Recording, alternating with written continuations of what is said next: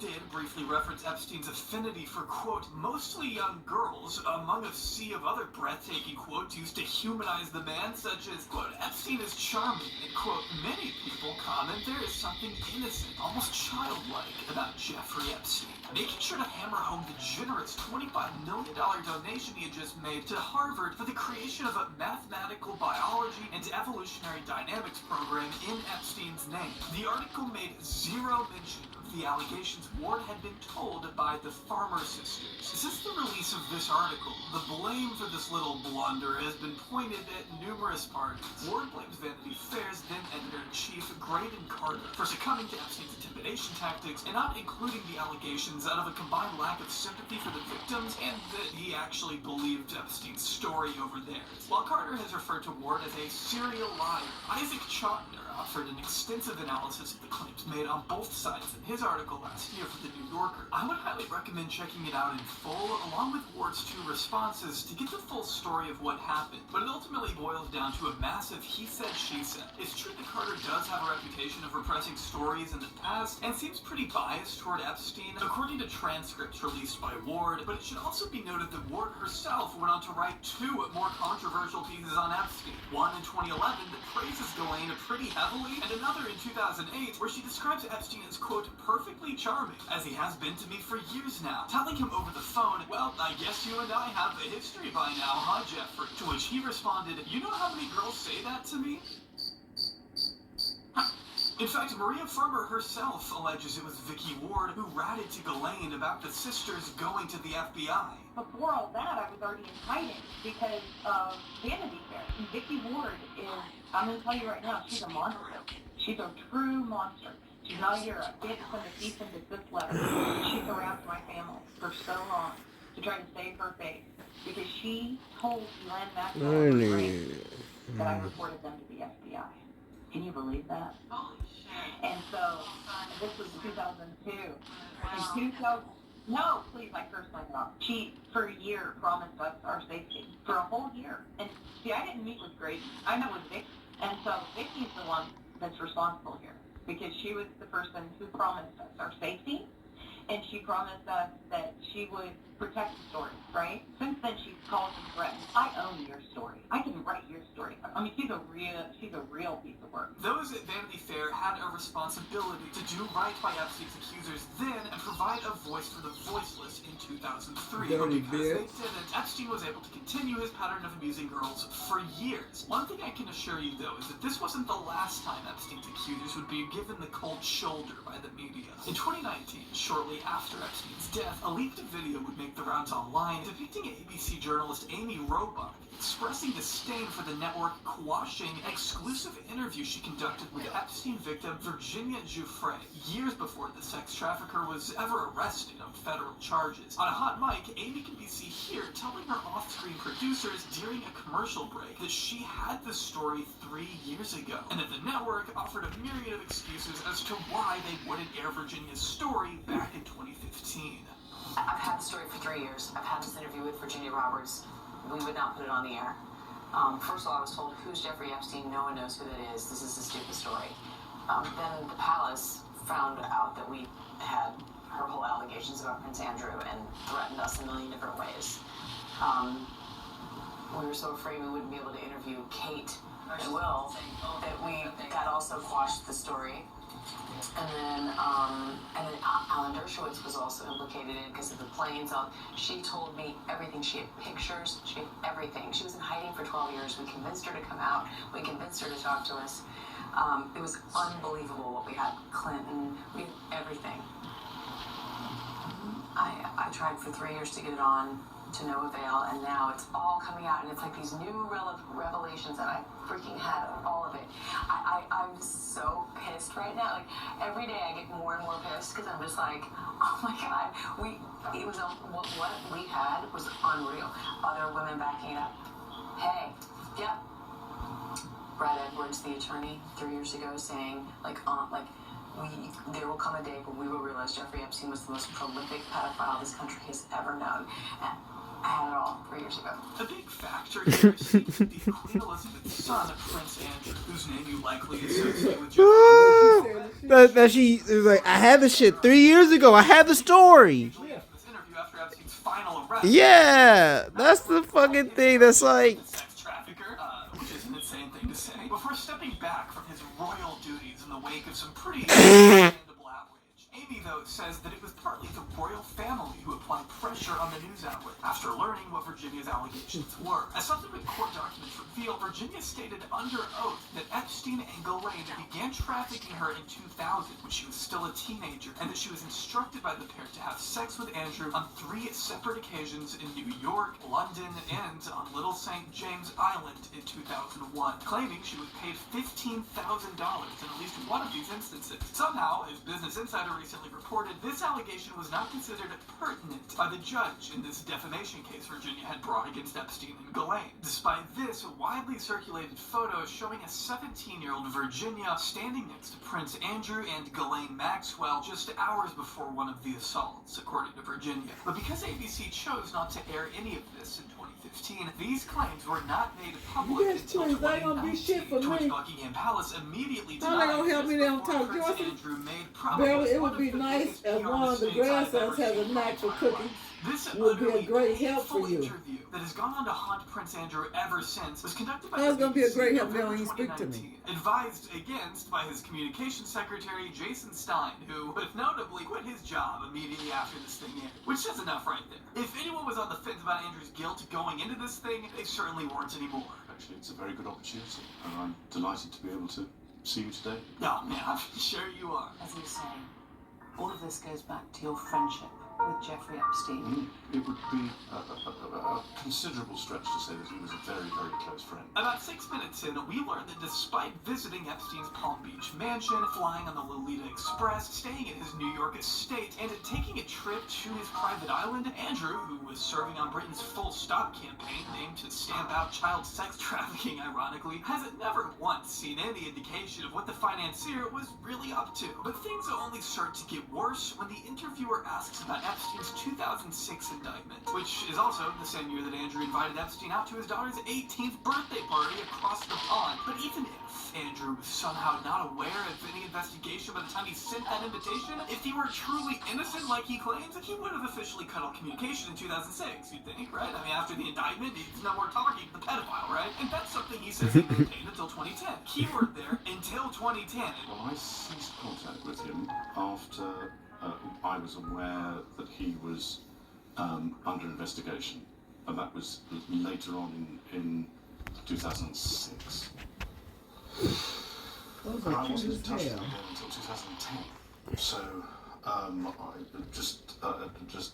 This is why I don't understand the point of this interview. You are admitting to millions of people that you knowingly hung out with a convicted pedophile 4 years after you say you cut him off. What, did you just change your mind? You were against pedophilia in 2006, but you had a change of heart in 2010, and we're supposed to think you're innocent? By December of 2010, you went to stay with him at his That's a badass sofa. Why were you staying with a convicted sex offender? Now, I went there with the sole purpose of saying to him that because he had been convicted, it was inappropriate for us to be seen together. Well, that plan really worked out, huh? You were literally photographed with him on that trip. I felt Yeah. that doing it over the telephone was the chicken's way of doing it. I had to go and see him and talk to him. Yeah, man, we wouldn't want to disrespect a convicted pedophile, would we? And we had an Oh, it opportunity come in to orange? Did you see the orange one? No, I didn't. I just looked. Coincidentally, it was photographed, which was when I said to him, I said, look, Yeah, I don't like that. I like the black and white I one don't better. think it is appropriate that we should remain in contact. Prince Andrew thinks you are stupid enough to believe that someone just happened to Level snap a picture 8 of them during the Lake Street. exact moment he was Don't telling tell you how Epstein, much it is. hey man, you're a pedophile, we can't hang out anymore. Now, does anyone on the face of the earth believe that? You let him throw you a party with all those guests I mentioned earlier.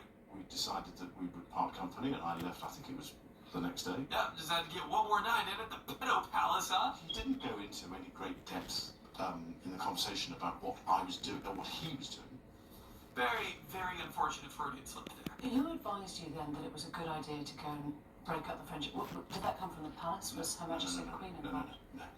You can tell he's extremely careful in this interview not to implicate the rest of his well, slightly important family. Almost like he knows he massively messed up and probably did some heinous things behind closed doors. Which again begs the question, why did he agree to this interview? I mean, don't get me wrong, I love it. I wish everyone involved with Epstein did an interview like this. I keep going, Andrew, it's great. He threw a party to celebrate his release, and you were invited as the guest of Damn, honor. how this bitch got them plans going like It was that? a small dinner party. There were only She must 8 have. or 10 Oh, of us no. at dinner. Oh, I thought they was. I thought they was upside the wall. Okay, no, they. Okay, tell me something. I was there, so there was a dinner. I don't think it was quite Beautiful, though. as you might put it, but yeah, okay. I was there at a dinner, yeah. Okay, let's say it was a dinner, okay? You moron. It Sell doesn't some matter. $3 It doesn't matter how many club, people grab yours you before they were still die. having They a lay ball. out, You opened bitches. up with your friends, the sex traffickers. You said Yep, you wanted same to break call. up the relationship, and yet you stayed at that New York mansion several days. I'm wondering how When I was doing a number of other things while I was there. but you were staying at the house of a Yes. convicted sex offender. It was a convenient place to stay. Oh man, I love It was a convenient place to stay. Why are you shocked that you're having to answer for your behavior? I mean, he is only a little entitled, I guess, and the guy did grow up in a literal castle. At the time, I felt it was the honourable and right thing to do. My judgment was probably coloured by my tendency to be too honourable. You heard it here first, everybody. The honorable thing to do is meet So with a is guy that you how know you is tell him pedophile and make in another person to tell him plan? you can't be friends anymore over the course of a 4-day dinner party extravaganza. I mean, I just can't wrap my mind around this. So why wouldn't you announce this breakup when you got back? Why wouldn't you publicly explain what you'd done? Oh, that's a great question. And the answer is because he's lying. He didn't take that trip to break up with him or whatever. That's an excuse he came up with from the looks of it 30 minutes before this interview. But, you know, it's just my guess. One of Epstein's accusers, Virginia Roberts, has made allegations against you. She says she met you in 2001. She says she dined with you, danced with you at Tramp nightclub in London. She went on to have sex with you in a house in Belgravia belonging to Glenn Maxwell, your friend. Your response? I have no recollection of ever meeting this lady. She described dancing with you and you profusely sweating. I have a peculiar medical condition, which is that I don't sweat. Or I didn't sweat. Bullshit. Bullshit. Yes, I didn't sweat. You're sweating right now. Because I have done a number of things in the recent past that I'm starting to be able to do that again. So I'm afraid to say that there's a medical condition that says that I didn't do it, so therefore... So in the You midst lying of very pussy ass shamelessly bitch, lying about motherfucker. sweating habits, Andrew goes on to rattle off a detailed alibi for himself on the specific evening that Virginia says the assault took place. And that's it before he goes on to say that, no, he might have met Virginia. And yes, in fact, he has seen the photograph of the two of them together, but strangely, he's unable to offer a convenient excuse for why such a photo exists. Other than, hey, maybe it's fake, right? And mind you, this was before the days of Midjourney and Dolly, so if there's anyone out there who genuinely thinks that it's a Oh, this result bitch of some got a lot of master plants in Photoshop her work, house. I'd love to meet them, Beautiful. shake their hand, and ask them to get their eyes checked. You think it is you next to her in the photo? But it's definitely me. And that's a picture of me. It's not a picture of... I don't believe it's a picture of me in London. Because when I go out in London, I wear a suit and a tie. Oh yeah, here's a photo of him in London without a suit and tie, by the way.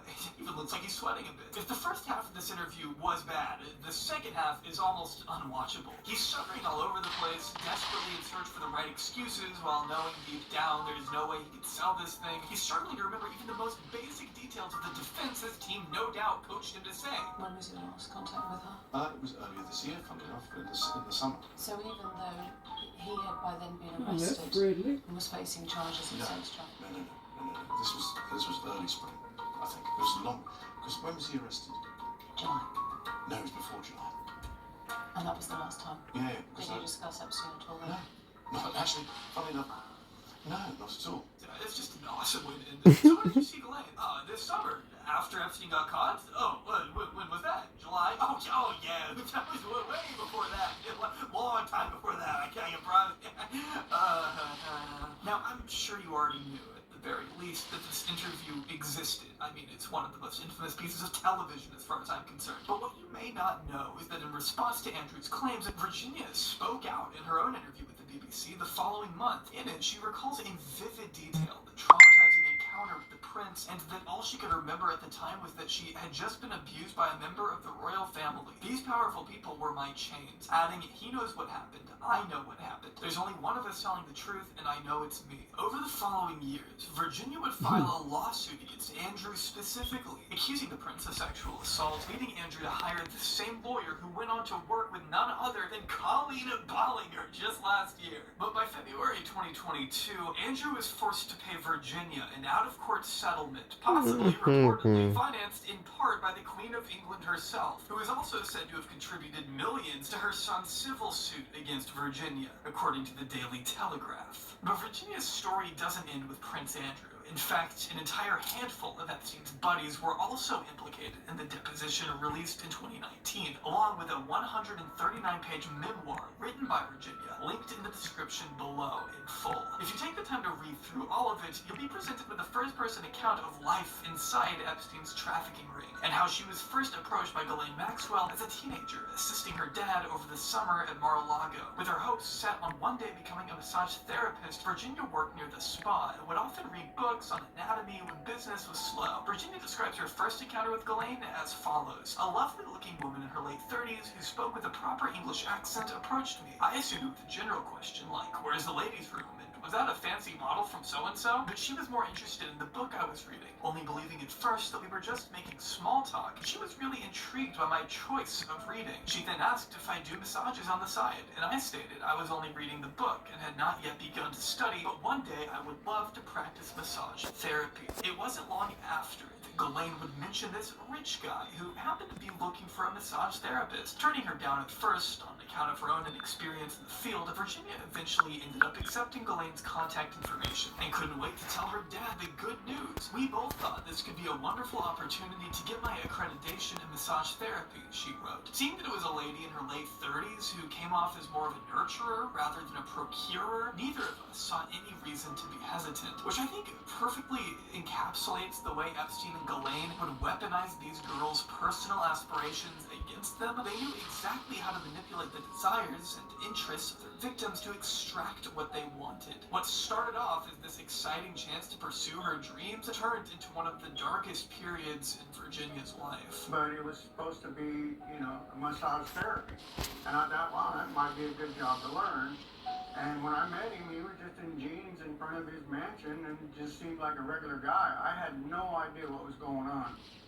Virginia describes in vivid detail her first encounter with Epstein, along with her second, her third, her fourth, and so on. Before long, Virginia realized she had become one of Epstein's favorite, quote, new little toys, as she put it in her memoir, and went on to accompany him on frequent excursions all across the world. It was during her 2 years of being trafficked that Virginia claimed she was forced to have sex not only with Epstein and Prince Andrew, which on one occasion involved the prince using a puppet look-alike of himself to grope another victim while he touched Virginia with his other hand, but also named a slew of other the list included a Harvard professor named Stephen, another prince whose name she called, a Nobel Prize-winning scientist, and an owner of a hotel chain who she described as a short, balding man with straggling remnants of curly brown hair. This owner, she claims, offered to pay her triple for it's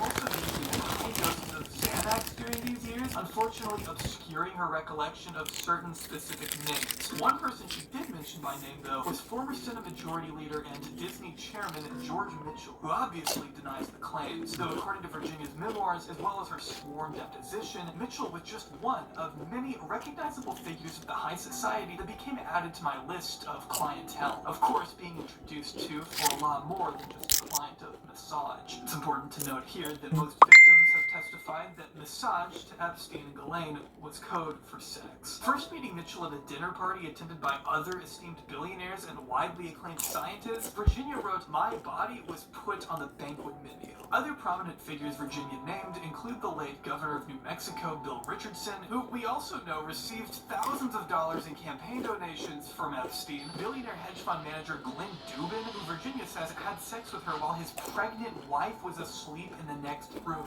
His wife, Epstein's former girlfriend Eva Anderson, by the way. And of course, French modeling agent Jean-Luc Brunel, who Virginia says she was sent to have sex with at many places. Sex while his pregnant wife was in the next room. God damn. Paris is this man.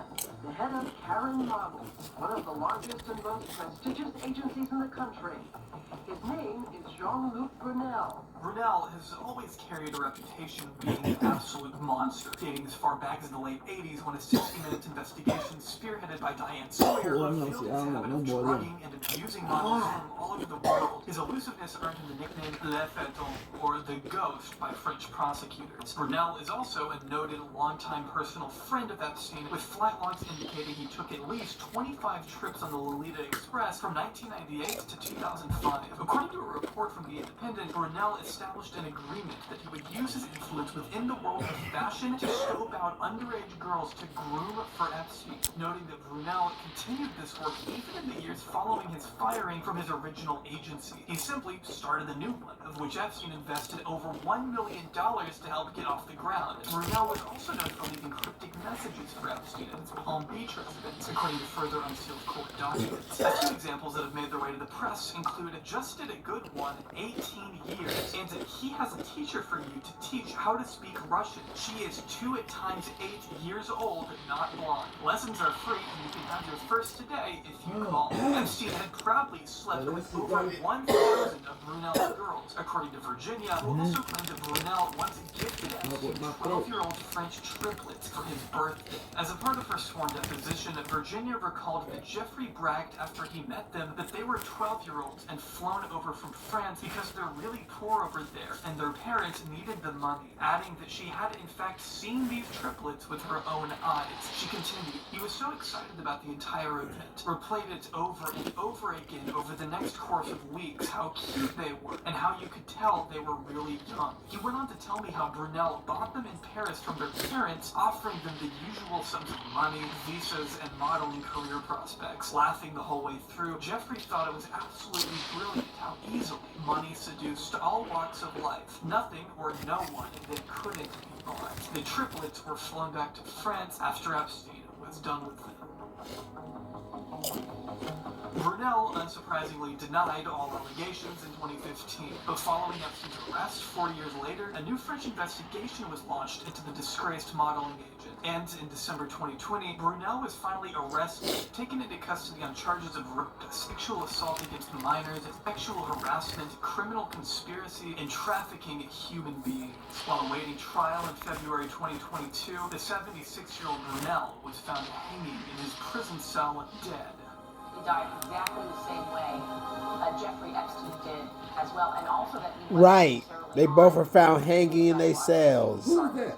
These parallels are so One of Jeffrey Epstein's accomplices.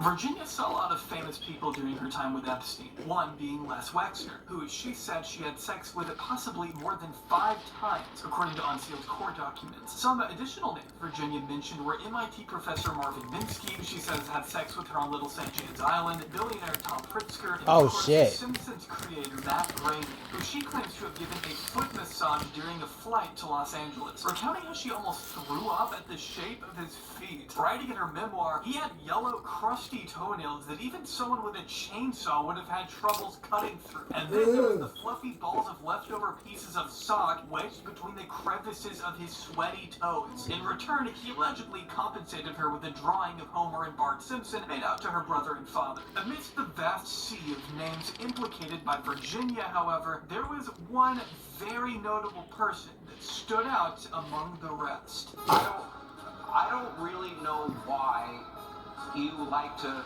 defend these high-profile clients. Do you regret it at all? And did you ever see anything untoward about Tucker?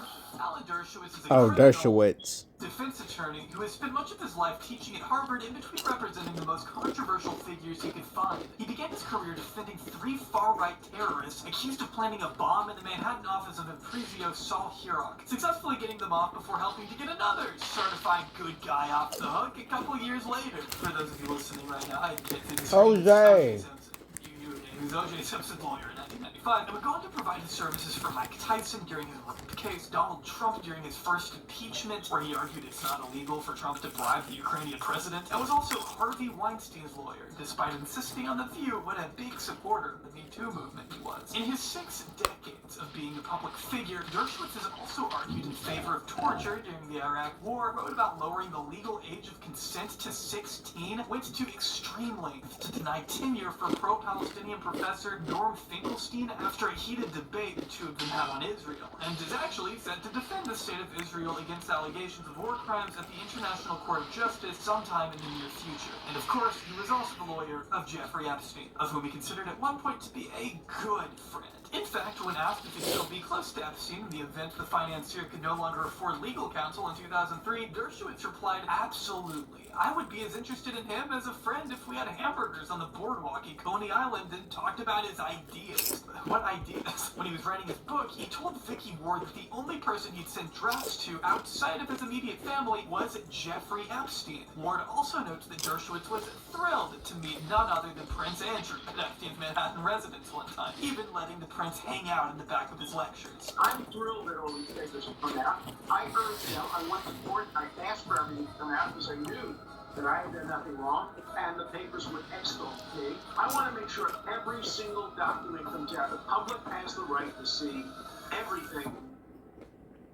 Virginia Giuffre first accused Alan Dershowitz of sexual abuse in a 2014 sworn affidavit, claiming under oath that she was forced to have sex with the professor on at least 6 separate occasions, even appearing to get physically sick as she tried to describe the alleged encounters to attorneys. The first time she ever met the Harvard professor, Virginia said on the record, was at the office of Epstein's Manhattan home, which we know from the Vanity Fair article Dershowitz was known to visit. While she stresses it's hard for her to remember things chronologically, she says she is able to recall the most recent time she had sex with Dershowitz, which allegedly happened on an airplane in Massachusetts, as well as the first time in Epstein's bedroom minutes after the financier left the room. Dershowitz walked in, and Virginia claims they had sex on a red velvet chair. Afterwards, Epstein asked Virginia if he enjoyed it, to which she told him yes. She also claimed that Dershowitz participated in sexual activity in a black limousine involving herself, Epstein, Dershowitz, and another young girl on the way to Dershowitz's house. Virginia also emphasized just how aware Dershowitz was of all the other young girls constantly around Epstein, stating in her affidavit, Dershowitz was so comfortable with the sex that was going on that on one occasion he observed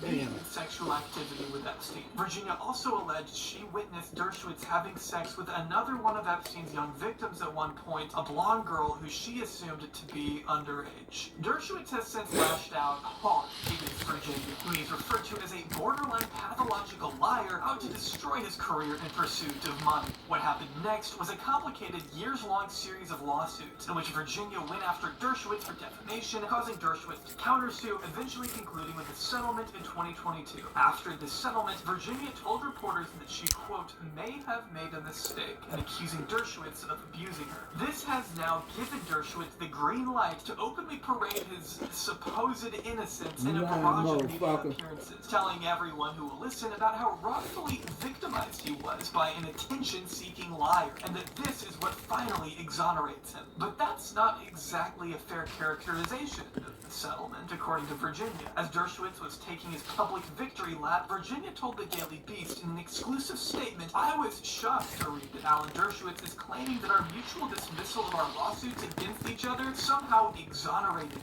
The litigation was very stressful and damaging to my family and to my health. We have endured years in which Mr. Dershowitz asserted my charges against him were a lie, made up out of whole cloth, perjury, and part of a purported extortion plot. He has now admitted there was no perjury, no extortion plot, and rather than making up what I said, I honestly believed the charges I made against him. Whether or not Mr. Dershowitz's admissions undermine his previous denials of the charges made against him is for others to say. The settlement agreement limits what I can say, and I will abide by it unless and until I am released from it. However, those admissions are not consistent with exoneration. I can tell you she is still a prostitute. She is selling false stories now for money about me. Do you have any concern? She's still a prostitute. How do you know she was a She promoter? was victimized at such a young age by this wealthy man. She was not victimized. She made her own decisions in life. So at the age of 15, some would say that's a little young, that she was taken advantage of. I'm talking about the age of 19. Look, that's between her and the federal government and the people that she claims victimized her. For what it's worth, I think it should also be said that Virginia had in fact told several people about Dershowitz being involved with Epstein's operation years before her affidavit. And for Dershowitz's part, it would seem he was totally fine with a friend of his making a quote-unquote joke about Epstein housing young girls in 2014. Virginia also reiterated to the Daily Beast that Mr. Dershowitz sued Mr. Boyce, her lawyer, for charging Mr. Dershowitz with participating in Epstein's sex trafficking and other misconduct. Mr. Boyce did not retract any of those charges, but Mr. Dershowitz nevertheless dismissed his claims against Mr. Boyce. That too hardly seems like exoneration. And if that's not enough, another Epstein victim, Sarah Ransom, also accused Dershowitz of having sex with her while she was being trafficked by Epstein. To this day, Ransom has never retracted her allegations against Dershowitz. All the feminist groups and the radicals who think this is the worst thing in the world, that anybody ever had any contact with Jeffrey Epstein. Where are all those radical feminists when it comes to the Hamas groups of young Jewish girls, sexual abuse, beheadings? They are quiet. They are silent. The incredible hypocrisy of the Me Too movement. Me Too, except if you're a Jew. One of the first times Jeffrey Epstein made national headlines was in 2002, in this article written by Landon Thomas Jr., who, by the way, would also go on to write an extremely positive piece for the financier after he was sentenced for procuring an underage girl for prostitution, and before getting fired from the New York Times for admitting he was still friends with the convicted pedophile. Oh, he also asked Epstein for $30,000 in 2017, according to the Daily Beast, so that's fine. Pretty normal guy. Anyway, in this article, he uses language like he collects beautiful minds, and Epstein brings a trophy hunter's zeal to his collection of scientists and politicians. And that last part certainly is wrong, as subsequent data from the Center of Responsive Politics shows Epstein donated to a litany of politicians from both the right and the left, including Chuck Schumer, Bob Dole, Bob Peckwood, Elliot Spitzer, and even former President George H.W. Bush. But of those names is a politician who's long been associated with Epstein since the mid-90s. Someone who Virginia says she met on Little St. James, and someone who's already been caught lying about his connection to the late pedophile. Newly released Jeffrey Epstein court filings revealing more alleged ties to many people, including Bill Clinton. Epstein was hanging around the 42nd president as early as 1993, a month after he was sworn into office, according to visitor logs provided by the Clinton Presidential Library. Epstein and Ghislaine visited again in September of that year after Epstein made a $10,000 donation to help refurbish the Oval Office, according to Bernard R. Meyer, the VP of the White House Historical Association, thanking Epstein for his generous contribution. Overall, it's been reported that Epstein visited the Clinton White House a grand total of 17 times, accompanied by buying influence, being former girlfriends, according to these logs, which show that Epstein popped in and out of the White House twice in one day on 3 separate occasions, though there seems to be no stated purpose for any of these visits. Clinton also attended a 3-hour private dinner hosted by former Revlon owner Ron Perlman and other elites in Palm Beach in 1995, a meeting that Clinton had not mentioned until a 28-year-old newspaper snippet obtained by Snopes confirmed it. In the wake of the Epstein story being revitalized by his arrest and death in 2019, Clinton has taken very conscious steps to distance himself from who he once called a highly successful financier and committed philanthropist. After all, Epstein's own lawyers asserted in court documents that Epstein was part of the original group that conceived the Clinton Global Initiative. And there's a fun fact about the Clinton Global Initiative, by the way, is that they once endorsed the Terra Mar Project, an environmental NGO with the self-stated goal of conserving, protecting, and improving oceans, seas, and coastlines. Who founded the Terra Mar Project, you ask? Great question. Let's check. Jeffrey Epstein. Whoops. I mean, Snopes has verified the Ghislaine Maxwell. Also attend Chelsea Clinton's wedding in 2010. Featured it right there in the middle. I mean, not even in the background or anything. I didn't even want to hide it. After all, though, she did take the president's daughter out on a yacht trip a year earlier in 2009. Epstein was literally serving a jail sentence, while at the same time, the woman who helped him find victims was taking the president's daughter on a trip through the open seas. But whatever, I'm done going insane. Let's take it back to 2002.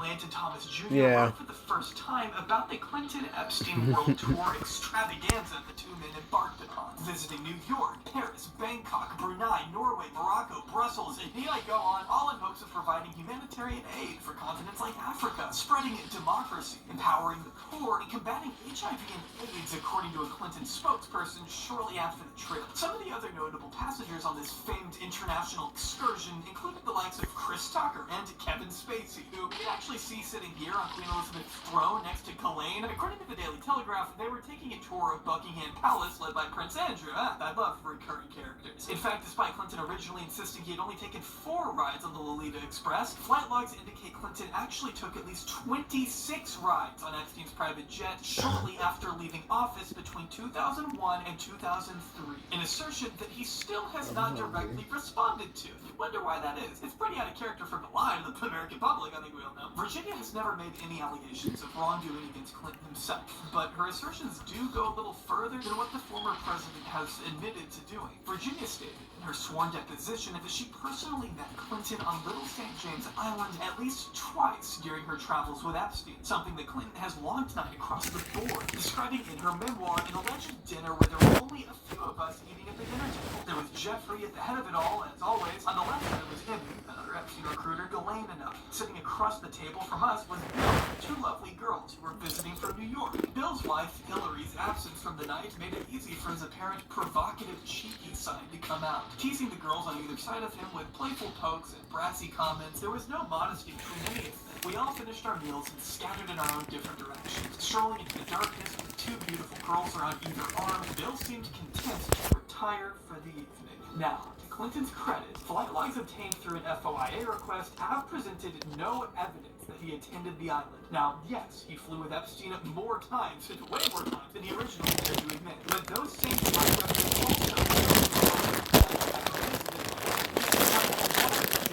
sworn deposition. We also have former Clinton aide Doug Band, who Clinton kept in his inner circle even after leaving the White House. Band himself has even flown on the Lolita Express with the former president, just to give you an idea of how close these two were. Band has also alleged for years that Clinton has in fact visited Little St. James, specifically in January of 2003. Band did not attend this alleged visit, as he told Vanity Fair it was one of the few trips he declined. It's worth noting the Clinton camp has provided detailed travel on the period in question that do not contain a visit, as Vanity Fair goes on to clarify. Then you have Steve Scully, a former employee of Epstein's in charge of the island's telecommunication for 6 years, who not only claimed to have seen Prince Andrew groping and kissing Virginia near a pool, he says, but also stated in the Netflix documentary Filthy Rich that he once witnessed Bill Clinton sitting on a porch on the island next to Epstein. Virginia only doubling down in the documentary with, I remember having dinner with Clinton. He was there and I never saw him do anything improper. I wish, he would just come clean about it. Like, yeah, I was there, so what? Who cares? I didn't see anything going on. Any comments on the alleged allegation of your connection with Jeffrey Epstein?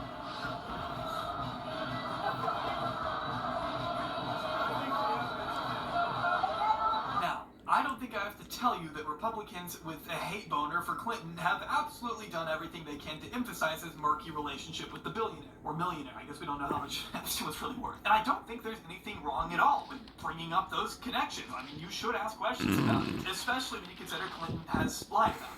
But those on the right who only single out Bill Clinton's relationship with Epstein should probably look in the mirror. Right. Trump's relationship with Epstein. Okay. I had a falling out with him a long time ago. I don't think I've spoken to him for 15 years. His late Thomas wrote in his New York Magazine profile, Epstein likes to tell me that he's a loner, a man who's never touched alcohol or drugs, and one whose nightlife is far from energetic. And yet, if you talk to Donald Trump, a different Epstein emerges. I've known Jeff for 15 years. Terrific guy. Trump booms from a speakerphone. He's a lot of fun to be with. It is even said that he likes beautiful women as much as I do. And many of them are on the younger side. No doubt about it. Jeffrey enjoys his social life. Sorry for doing the voice. I couldn't quote him and not do the voice. This quote, which again dates all the way back to 2002, is remarkable considering what Trump has said about Epstein more recently, assuring journalists in 2019 from the White House that I was not a fan of his. I was not a fan of his. So was he just being a fake friend all along then?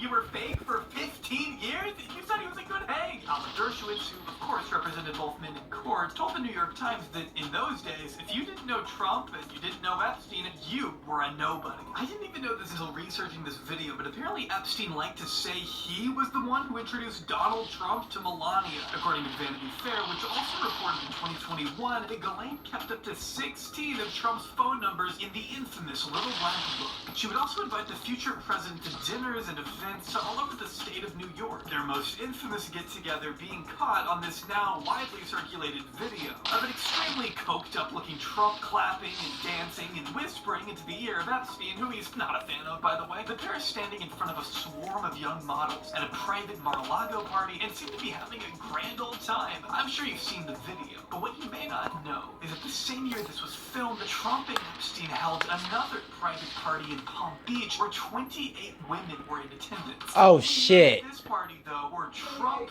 and Epstein. At least according to the man who's Yeah, and Trump and Epstein were the only men. So, yeah. Toward young women. Asking Trump in disbelief, you're telling me it's you and Epstein? I know Jeff really well, and I can't have him going after younger girls. Well, Hernandez says he had to ban Epstein. Yeah. Didn't care about that. A claim that goes directly against what one Trump campaign manager later said, which is that Trump did eventually stop letting Epstein hang around events because he was too creepy, which in my opinion is a little out of character for Donald Trump. It's hard to deny Trump's reputation with women, especially younger women, isn't exactly the greatest. There is definitely some indication that Trump was aware of the young girls in Epstein's vicinity. Some insight coming from his future White House aide, Roger Stone, who told the New York Times in an effort to defend Trump, I think, that the former president once said that the swimming pool was filled with beautiful young girls. How nice, I thought. He let the neighborhood kids use the pool after seeing Epstein's home in Palm Beach. And to make matters even more strange, journalist Craig Unger concluded his Vanity Fair examination of Trump and Epstein's relationship with the following passage. An associate of Epstein's, who asked not to be identified, told me that Epstein showed him one photo of Trump with a topless young girl. In another, the source said that Trump is with two girls who are said to be laughing as they point out what appears to be a wet spot in an unfortunate location on his pants. The description of the photo suggested that it was a semen stain, but the photos have never been released. But by being in the news, it does feed into what Mark Epstein once reportedly heard from his older brother Jeff when it came to the 2016 election. As Mark told the New York Post recently, I want to have quote, if I said what I know about both candidates, Slayer. they'd have to cancel the election. That's what Jeffrey told me in 2016. What that means exactly, we may never know.